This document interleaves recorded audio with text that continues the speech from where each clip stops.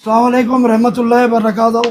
आज मैं सलीकुद्दीन चिश्ती पत्रकार परिषद बुलाने का मकसद मेरा ये है कि कुछ दिनों से मेरे बारे में पेपरों में ज़ाहिर प्रकटन आ रही है और वो बहुत सारे लोग न्यूज़ चैनलों पे मेरी बदनामी कर रहे हैं। तो उस ताल्लुक़ से मैं क्लियर करने के लिए ये पत्रकार परिषद बुलाया हूँ। सबसे पहले तो लोग बोल रहे हैं कि मैंने ज़मीन बेच डाला। ये GPA है, इसके अंदर क्लियर लिखा हुआ है कि आपको मैंने रजिस्ट्री और ख़रीदी बिक्री का पावर नहीं दिया, क्लियर मेंशन है। उसके बाद में यह हो गया मुद्दा कि मैंने बेचा नहीं हूँ, ना ख़रीदी बिक्री का पावर दिया हूँ। दूसरा, मैंने जो है तो ज़ाहिर प्रकटन दिया हूँ 15 तारीख के दिन लोकमत के अंदर, जो कि आ गई। और जिसने मेरे को ये GPA मैंने कैंसिल करने के लिए उसको नोटिस भी दिया हूँ, उसका जो है तो पेमेंट मैंने एक दिन पहले दे दिया और उनने दूसरे दिन जो है तो ज़ाहिर प्रकटन डाला, जो कि ख़िलाफ़ है, कानूनन ख़िलाफ़ है, जो बेमायने है। इसका कोई मायने नहीं है ज़ाहिर प्रकटन का। और दूसरा जो है तो मैं ख़ानदानी मुतवल्ली हूँ, हमारे बाप दादा से विरासत से चलते आ रही है। ये जो है तो हमारा मुंतखब है, 1326 फसली का मुंतखब है, जिसमें हमारे दादा का नाम लिखा हुआ है मुंतजबुद्दीन गुलाम मोहम्मद बख्श। उसके बाद में ये मराठी में ट्रांसलेशन है, गुलाम मुंतजबुद्दीन हाफिज़ मोहम्मद बख्श। ये हमारा 1326 फसली का है मुंतखब। उसके बाद में ये हमारी विरासत बनी हुई है। ये विरासत हमारी 1981 में सेंक्शन हुई। ये विरासत हमारे दादा के नाम से थी, हमारे वालिद साहब के नाम से मैंने विरासत दाखिल करा 2009 में।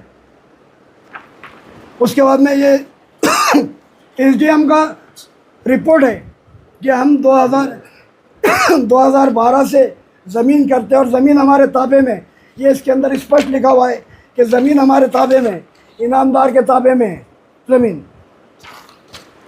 उसके बाद में फिर विरासत के लिए हमारे को SDM ने लेटर दिया कि तुम कोर्ट से वारिस सर्टिफिकेट बना के लेके आओ।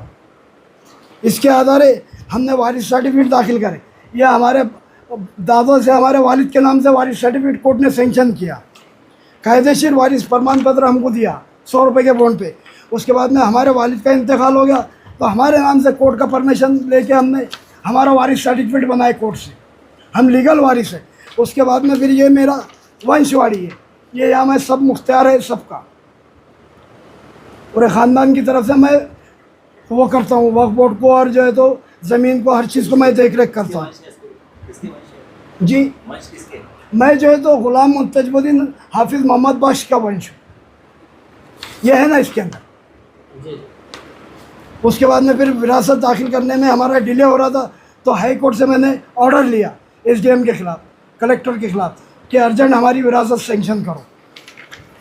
फिर उसके बाद में मंडल अधिकारी आया वहाँ पे पंचनामे के लिए। पंचनामा उनने करा, उसने स्पष्ट यहाँ लिखा कि भाई ये 2020 में लिखा कि मैं 8 साल से करता खेती वहाँ। ये वहाँ के आजू बाजू पंचों की सहन है इसके ऊपर। 20 में हम 2012 से खेती करते हुए रिकॉर्ड है पूरा हमारे पास में।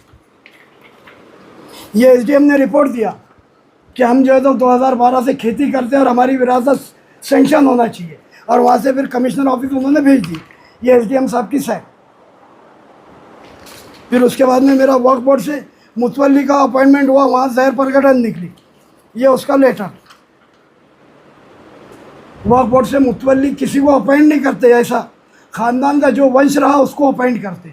तो मुल्ला साहब के अंडर में था, जो कि जज साहब थे, उन्होंने ये ऑर्डर निकाले कि आप वंशी है, आप मुतवल्ली बन सकते हैं। हाँ, वंशवाड़ी के हिसाब से मुतवल्ली है आप। ये जो है तो 2020 का है। वैसे आप ये लगा जी, कंटिन्यू आप ये कंटिन्यू लगा हुए हैं नाम। उसके बाद में फिर और SDM ने वापस वहाँ से कमिश्नर ऑफिस से फाइल आई थी कि SDM को तुम वापस चौकसी करके हमको रिपोर्ट भेजो। तो SDM ने फिर वापस चौकसी करके ये पूरी रिपोर्ट बना के भेजा, और इसके अंदर क्लियर लिखे कि ज़मीन जो है तो 52, 53, 19 गट सलीकुद्दीन चिश्ती के ताबे में है, और बाकी 112 एकड़ ज़मीन के ऊपर अतिक्रमण या अतिक्रमण धारकों के नाम लिखे हुए। उसके बाद में फिर ये रिपोर्ट जो है तो कलेक्टर ऑफिस है। कलेक्टर ऑफिस में फिर कलेक्टर साहब ने यहाँ पे कलेक्टर साहब ने रिपोर्ट वही दी है। कलेक्टर साहब ने फिर ये रिपोर्ट जो है तो बनाकर उनको भेजे, कमिश्नर साहब को। ये 7/12 में नाम है ना, हाँ, 7/12। ये है ना, ये 7/12 में मेरा नाम है। तो सिर्फ तुम्हारा अकेले का है कि मेरा अकेले का, है? मेरा अकेला का, क्योंकि जीपीआई में उठापटक मैं करता हूँ ना हर चीज़ की। हाँ, ये है ना पावर मेरे को, तो मैं करता हूँ ना मेरे हिसाब से। इसके बाद में कि कमिश्नर साहब ने फिर हमारा वहाँ तारीख चली, तारीख पेशा चल रही, तो कायदेशीर वारिस लगाने के लिए एसडीएम ऑफिस हमारा फाइल है, ये उनका लेटर विभागीय आयोग साहब का है। ये विभागीय आयोग साहब को मैंने वहाँ पे वो करा, उनकी ये क्रॉसफंडिंग की रिपोर्टें हैं।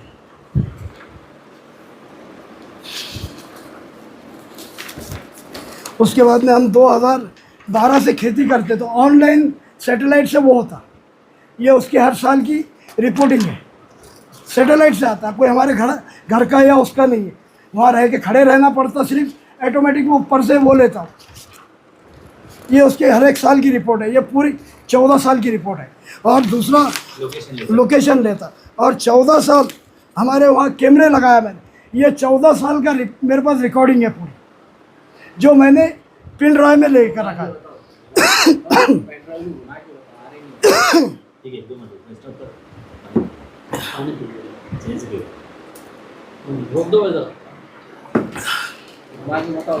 हाँ, ये 2012 से हम खेती करते, तो उसकी हर साल की रिकॉर्डिंग है आज तक, 2012 से 2026 तक पूरी रिकॉर्डिंग है पिन ड्राइव के अंदर। 3-3 साल की एक पिन ड्राइव में रिकॉर्डिंग है। उसके बाद में हमारे जो केस चल रहे बाकी 112 एकड़ ज़मीन के, ये केस हमारे पूरे केस हो गए। 112 एकड़ ज़मीन के एक केस है, और देख लो 2012 में दाखिल करे हुए, आज के नहीं है, सर्टिफाइड कॉपी आई। अभी निकाल नहीं लगा इसका? नहीं, चालू है ना, क्योंकि भाई बहुत तो वो है ना, अभी गवाह पुरावे ये वो इशू फ्रेम को लग गया। और दूसरा, ये आदमी बोलता कि मुंतखब के अंदर हमारे रिश्तेदार के नाम है। अब आप यहाँ पे बताइए, यहाँ पे ग़ुलाम मुंतजबुद्दीन हाफिज़ मोहम्मद बख्श है, इसके अलावा कोई नाम दिख रहा है क्या आपको? मराठी में रोज़ा, उसमें नाम लिखा है दरगाह का, बुरहानुद्दीन औलिया रोज़ा शरीफ। इसके बाद में ये जो दरगाह कमेटी है, और ये हमारा जो है तो परदादा का भी रिकॉर्ड है। देखो हमारा जो है ना परदादा ग़ुलाम मुंतजबुद्दीन हाफिज़ मोहम्मद बख्श, इन्होंने भी कोर्ट से सब हमारे ऑर्डर जीते हुए।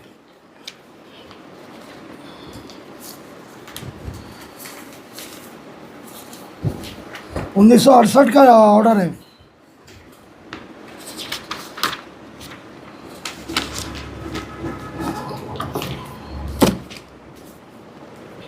अब ये दरगाह कमेटी जो है, दरगाह कमेटी जो है तो अनलीगल तरीके से बैठी हुई है। कौन सी? ये जो अभी बैठी हुई है दरगाह कमेटी। हाँ जी हाँ, जी हाँ, जी हाँ। तो इलेक्शन होगी, जीते ना कमेटी? नहीं, इलेक्शन नहीं हुआ, मैं बता रहा हूँ ना, आप देखिए, सुनिए ना, पेपर देखिए ना। ये 2011 के अंदर मैंने वक्फ ट्रिब्यूनल में दावा दाखिल करा था, जो कि मेरे फेवर के अंदर है, कि मुल्ला साहब जब जज थे, उन्होंने बोले थे कि ताबे में ले लो दरगाह, ये ऑर्डर है। तो ताबे में क्यों नहीं लिया? हाँ, तो बता रहा हूँ ना, ये लोग हाई कोर्ट भागे, वहाँ पे भी नीलगुड़े साहब थे, वही ऑर्डर हुआ। उसके बाद में फिर इन्होंने रिव्यू दाखिल करा,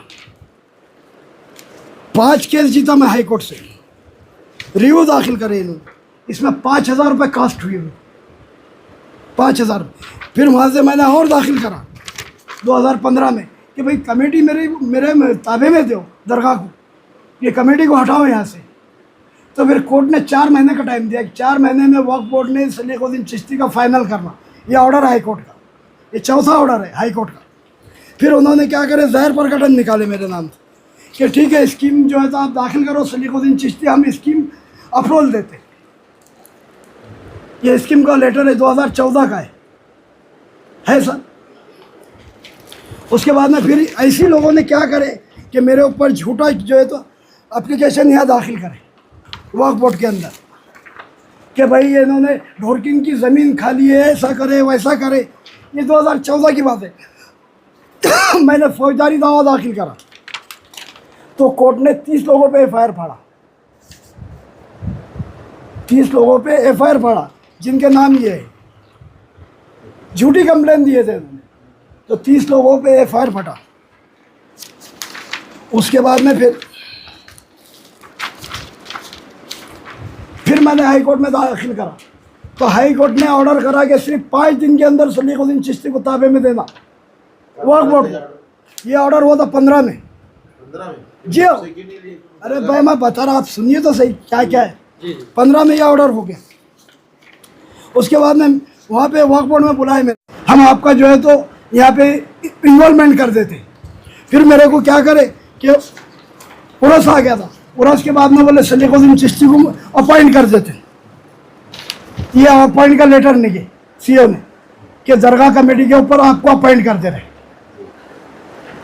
मगर वो लोग मानने वाले थोड़ी है, उनको करोड़ों की इनकम है ना, मानने वाले नहीं है ना, तो करे नहीं आपको कमेटी में नहीं इन्वॉल्व करे 15 के अंदर मेरे को 2015 में इन्वॉल्व करे, मगर वो अंदर नहीं आन दिए ना मेरे को ये लोगों ने, नॉमिनल बाहर का बाहर ही। हाँ फिर बाद में फिर मैडम चिढ़ गए, उन्होंने दोनों दरगाह ताबे में लेने का पुलिस को ऑर्डर करी कि ताबे में ले लो। ये लोग मान रहे नहीं, मेरे ऑर्डर को भी नहीं मान रहे। ये 16 का ऑर्डर है। फिर क्यों नहीं लिए ताबे में? अरे पुलिस को बोले तो जब काम ना वक्फ बोर्ड का मेंबर थे ना कुछ था ना क्या था, वक्फ बोर्ड का कोई सुनता क्या? अब ये लेटर है ना भाई, 5 हाई कोर्ट के केस जीतने के बाद सुनो ना, उसके बाद में क्या हुआ कि फिर ये हो गया, नहीं दिया था। फिर वो हमारी जो उरस मैदान की जो जमीन है जो सर्कल से लेके वहां तक, हाँ सर्कल से एलोरा टी पॉइंट से तो वहां तक, वो जमीन के ऊपर लोगों ने दुकानें बना ली। वो जमीन मेरे को 800 एकड़ है। कितनी है? 800 एकड़। उसका लेटर देता हूँ मैं। किस वजह की है जमीन? जी नहीं जनाब, ये बुरहानुद्दीन औलिया और जरदरी जरबैतुल्लाह का लेटर है मेरे नाम का, 2020 का लेटर है 800 एकड़ का।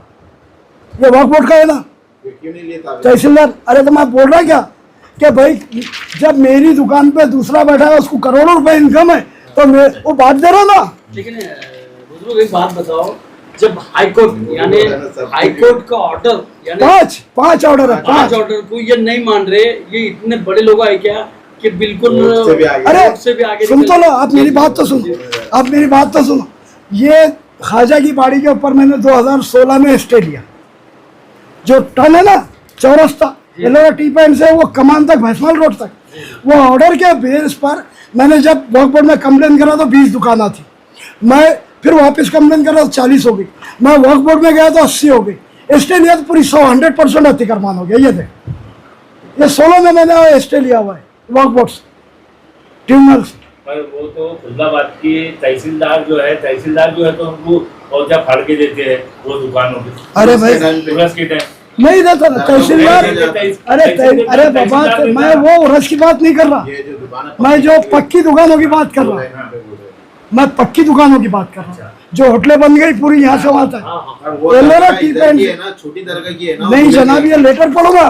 बुरहानुद्दीन औलिया की जमीन ही नहीं है वो। ये बुरहानुद्दीन औलिया और जरदरी जरबैतुल्लाह का इनाम है, इनामी जमीन है पूरी। 21 ख्वाजा के अंडर की जमीन नहीं, 22 ये है ही नहीं, जमीन है ही आपको मालूम ही नहीं है। ये फिर वक्फ बोर्ड झूठी है, वक्फ बोर्ड झूठी है। अच्छा बुजुर्ग, आप अब एक मिनट नहीं सुनिए, एक मिनट और सुनिए। इसके बाद में ये मैंने ख्वाजा की बाड़ी पे वो करा, मेरे ऊपर अल्ट्रासिटी केस दाखिल करे, जिसको मैंने सुप्रीम कोर्ट से जाके बेल दिया, क्योंकि बोले बहुत परेशान कर रहा है, इसको कैसे भी करके अटकाओ। सुप्रीम कोर्ट से स्टे लिया। उसके बाद में फिर इन्होंने क्या करे कि यहाँ से तड़वी साहब थे, जब वक्फ बोर्ड में कोई नहीं था तो वहाँ से स्कीम बना के लेके आ गए। स्कीम को मैंने 2018 में चैलेंज करा, जो आज तक अभी पेंडिंग है। स्कीम अगर इनकी सेंक्शन नहीं होंगी, इलेक्शन नहीं ले सकते, अपॉइंट मुतवल्ली होगा। ये चैलेंज है, स्कीम डिस्प्यूट है, अभी क्लियर नहीं है।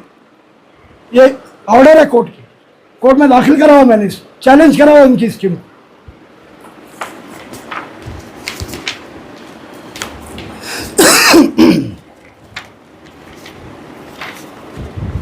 उसके बाद में अब इतना करते, दरगाह रजिस्टर्ड नहीं थी सर। ये दरगाह को रजिस्ट्रेशन मैंने कराया है, रजिस्टर दोनों दरगाह का रजिस्ट्रेशन मैंने करा। कौन सी दरगाह, नाम क्या है? बुरहानुद्दीन औलिया और जरदरी जरबैतुल्लाह, ये दोनों रजिस्ट्रेशन मैंने कराया। अभी जो कमेटी है उसको चैलेंज नहीं करे आपने? अरे बाबा गन चैलेंज कर रहा हूँ मैं, लेटर पे लेटर, कोर्ट में केस, हर चीज कर रहा। वो अब जबरदस्ती किधर से भी रास्ते निकालते, कुछ भी करते रहे। अब सुप्रीम कोर्ट अब ये बोलते, उन्होंने गांव के 3000 लोगों का वो कराए, मतदान आदि, मतलब इलेक्शन कार्ड दे और दा मत वोट वही डालेगा दरगाह के अंदर जो इनामी ज़मीन का मालिक है, जो इसका मुंतखब है, जिसकी विरासत है, वो होता मुतवल्ली। ऐसा मुंह से बोलने वाला मुतवल्ली नहीं होता, पेपर होना चाहिए। अब वहाँ पे ऐसा कि आधार कार्ड लाओ और इलेक्शन में हिस्सा ले और खादिम वोट मार सकता ना? नहीं मार सकता ना, कैसा मारेगा खादिम? दरगाह में उसके रिलेटेड एक बात बताओ मेरे को, आप एडुकेट है तो वो आप जज के पास जाएंगे क्या? डायरेक्ट जाएंगे क्या? खादिम की बात चली, खादिम ऐसे कैसा बन जाएगा? खादिम पीढ़ी दर पीढ़ी नहीं ना। खादिम ही रहता ना, अरे उसको जनाब सर्टिफिकेट थोड़ी लेना ऐसा नहीं रहता ना, रहता ही नहीं खादिम वैसा। अच्छा बुजुर्ग, अब एक आखिरी सवाल, इसके बाद में आपको हाँ। सवाल है। अभी आपकी क्या मांगनी है सरकार से, अब आप क्या बोलना चाहते हैं वो जरा हमारे दर्शकों को बता दीजिए, और वो भी आपको 2 से 3 मिनट में आप बता दीजिए। बस मेरा अच्छा, इसके अलावा ये पोर्टल के ऊपर मैंने डाला, हर चीज पूरी प्रॉपर्टी पोर्टल पे मैंने डाला, क्योंकि रजिस्ट्रेशन मेरे नाम से। और दूसरा अभी मैंने अध्यक्ष साहब को लेटर भी दिया कि जैसा परभनी में उर्स होता त्रिवेणी हो लिया, वैसा उर्स खुल्लाबाद का होना, क्योंकि उर्स के अंदर हमको 6 करोड़ की इनकम है। एक दुकान 1 लाख की, 1000 दुकानें लगती वहाँ, 4 करोड़ खर्चा 6 करोड़ में बचते, और कम से कम 2 करोड़ देनगी आती है हमारी। ये सब बांट लेते, वक्फ बोर्ड को बताते 40 लाख आए। मैं हर चीज कर करके थक गया। और ये वक्फ बोर्ड के जो अधिकारी है ये भी मिलेंगे ऐसा लगता नहीं, ऐसा मैं नहीं बोल सकता, मैं नहीं बोल सकता, क्योंकि मैं बोलूँगा तो वो गलत हो जाएगा। मैं नहीं बता सकता इस ताल्लुक से। बस मैं यही बोलूँगा कि मेरे ऊपर जो आरोप लगे थे, मैं बेगुनाह है, बेबुनियाद है, और मैंने कोई ज़मीन बेची नहीं है, ना मैंने कभी ज़िंदगी में बेचूँगा, क्योंकि सुप्रीम कोर्ट का ऑर्डर है कि ज़मीन इनामी ज़मीन बिक नहीं सकती और ना बेचूँगा। मेरा काम है, मैं 2003 से ये केस लड़ रहा हूँ, 2003 से उठा पटक कर रहा हूँ। आज मेरे 25 से 24 साल चले गए उम्र भर के, और पैसा गया। अब इतने के अंदर कितना पैसा गया होगा? ये सुप्रीम कोर्ट का ऑर्डर है कि इनामी ज़मीन आप बेच नहीं सकते, कभी ज़िंदगी में बिक नहीं सकती, ना कभी। हम तो खिदमत करने वाले लोग हैं, हम हमारे ज़िंदगी में ईमान का पैसा लगाते और ईमान से हम लड़ते। वो करोड़ों लगाते मगर मेरे 1000 रुपये उनको भारी पड़ते, क्योंकि मेहनत का पैसा है मेरा, सच्चाई है। आप देखो 25 केस मेरे लगे हुए, कोई ऐसा आज का नहीं है या बनावटी नहीं है। वो जैसा कल एक आया, एक ने बोला कि क्या वो ऐसा है वैसा है, ऐसे से नहीं चलता। अरे तू ये बता कि तू जिसका नाम ले रहा उसकी औलाद है क्या, कोर्ट का वारिस है क्या, तू कोर्ट सर्टिफिकेट बता। जैसा मैंने बताया कि मेरे दादा का वारिस सर्टिफिकेट मेरे बाप ने बनाया, मेरे बाप का मैंने बनाया। पहले वारिस सर्टिफिकेट बता, बाद में हम देखेंगे तू है क्या नहीं है। बुरहानुद्दीन औलिया में प्रोग्राम होते थे, पर आपने वक्फ बोर्ड में एक कंप्लेन दे के पूरे प्रोग्राम बंद करा। जी हाँ, क्योंकि देखिए जनाब, खुल्लाबाद के अंदर शादी खाना नहीं है दरगाह, वहाँ ज़ायरीन आते, वहाँ मुराद बनाते, वहाँ बाहर के लोग आते। तुम अपने शादियाँ करेंगे, लोग जाएंगे कहाँ? हमारे ज़ायरीन कहाँ जाएंगे भाई? वहाँ पे तुम खाना बनाते बड़े का गोश्त का, ये चीज़ अच्छी लगती है किसी को? नहीं खाता कोई। मैं मुतवल्ली हूँ, रजिस्ट्रेशन मेरे नाम से, कल को कुछ होगा आरोप मेरे ऊपर लगेगा, लीगल मेरे ऊपर एक्शन होंगी। सामने की दरगाह में तो चालू होते, हमको क्या करने का उससे? अरे वहाँ का तो बस पूछिए ही मत आप, वहाँ तो खादिम भी नहीं है वो, उन लोगों का खादिम दरगाह से तो कोई ताल्लुक ही नहीं। अब लोग काय को मेरे से पूछते, जान दो। अब मैं मुद्दे की बात पूछूं। अच्छा, अब आपकी मांगनी क्या है? नहीं, बस मेरी मांगनी यही है कि मैंने कोई जमीन बेचा नहीं, आपको डॉक्यूमेंट बता दिया। मैं और जिंदगी में कभी जमीन कोई बेचूंगा नहीं। वक्फ बोर्ड की मैं हर टाइम मदद करता, वक्फ बोर्ड में रहता, 24 घंटे वक्फ बोर्ड ट्रिब्यूनल में रहता, क्योंकि मेरे टोटल 35 केस चल रहे हैं। मेरी प्रॉपर्टी के, इनके ऊपर फौजदारा, ये स्कीम के, हर चीज़ के टोटल 35 केस चल रहे हैं। कौन सी दरगाह की बात है आप जो कर? ये मैं बुरहानुद्दीन औलिया और जरदरी जरबाजुल्लाह की 2 दरगाहों की बात। बस कहाँ की जमीन है ये जमीन खुल्लाबाद की भी है ना। बेचे वाली जमीन कहाँ की बोल रहे ये हैं? जो बेचे का हाँ, वो ढोरकिन का बोल रहे हैं, तो ढोरकिन का बताया ना मैंने आपको। ये ढोरकिन का बोल रहे हैं? नहीं, ढोरकिन का बता रहा हूँ मैं, खुल्लाबाद का नहीं, ढोरकिन का कोई मैंने दिया नहीं। हाँ, नहीं नहीं, वहाँ भी नहीं बेचा ना, यहाँ भी नहीं बेचा। मैंने एक ही जमीन मेरे खुल्लाबाद में भी ऐसा कोई बता देगा ऐसा मैंने नाजायज कुछ करा हुआ है? नहीं। और सामने वाले ने तो प्रूफ दिया कि तुमने जमीन बेचे हो। कहाँ है? अब मैं आपको बता रहा ना, मैंने आपको रजिस्टर्ड डॉक्यूमेंट बताया ना। कमेटी के लोग भी जो है तो कल वक्फ बोर्ड में भी आए थे, तब पुलिस को भी अरे जो है मैं तो क्या बोल रहा आके मिली वो कमेटी है ही नहीं। ये जो जाहिर प्रकट कमेटी है कि का- आपका वहाँ मुलाकात करे उन्होंने। अरे बाबा, वो क्या कई लोग जा रहे हैं, मगर आपको डॉक्यूमेंट अच्छे लगते हैं क्या जबानी बोलना अच्छा लगता है? ये बताइए, डॉक्यूमेंट अच्छे लगते हैं कि जबानी बोलना? डॉक्यूमेंट लगता और मेरे पूरे कोर्ट केसेस है, पूरे कोर्ट केसेस है, कोई ऐसा गलत नहीं। फिर ये ट्रिब्यूनल ने क्यों एक्सेप्ट करी इनकी स्कीम को, क्यों मेरे को रोक के रखे? है? नाम बताओ। मेरा नाम सलीखुद्दीन ज़ियाउद्दीन चिश्ती, मुतवल्ली बुरहानुद्दीन औलिया और जरजरी ज़ौहरुद्दौला खुल्दाबाद। शुक्रिया सर।